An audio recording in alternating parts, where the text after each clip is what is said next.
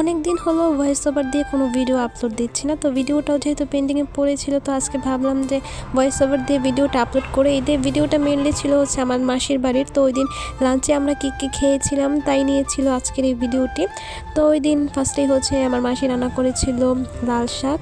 এই লাল শাকটা মাসিদের নিজস্ব জমিতে চাষ করা হয়েছে। লাল শাকটা খেতে অসাধারণ হয়েছিল, অনেক বেশি টেস্ট হয়েছিল। আর যে 2 ধরনের মাছের ভাজি, এটাও মাসিদের নিজস্ব পুকুরে চাষ করা হয়। তো মাছের ভাজিটা অনেক বেশি মজার ছিল।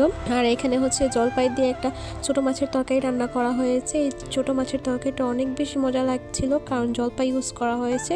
তো ফার্স্ট টাইম হচ্ছে মাসিদের বাড়িতে এই জলপাইটা খেয়েছিলাম আমি।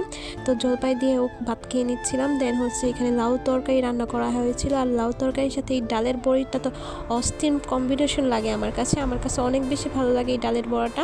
তো আমিও হচ্ছে ডালের বড়াটা নিয়ে খেয়ে নিচ্ছিলাম। আর এখানে হচ্ছে পুঁটি মাছ দিয়ে রান্না করা হয়েছিল। আর এখানে হচ্ছে একটু পরিমাণ তরকারি নিয়ে নিয়েছিলাম, এটা হচ্ছে মুরগির মাংস ছিল। তো মুরগির মাংসটা অনেক বেশি মজা হয়েছিল, খেতে অনেক ঝাল হয়েছিল অ্যান্ড অনেক স্পাইসি লেগেছিলো, আমাদের সবারই অনেক ভালো লেগেছিলো। আর মাসির বাড়ির খানাপিনা তো আলাদা রকম টেস্ট, মাসির হাতের রান্না তো অসাধারণ হবে, এটা স্বাভাবিকই।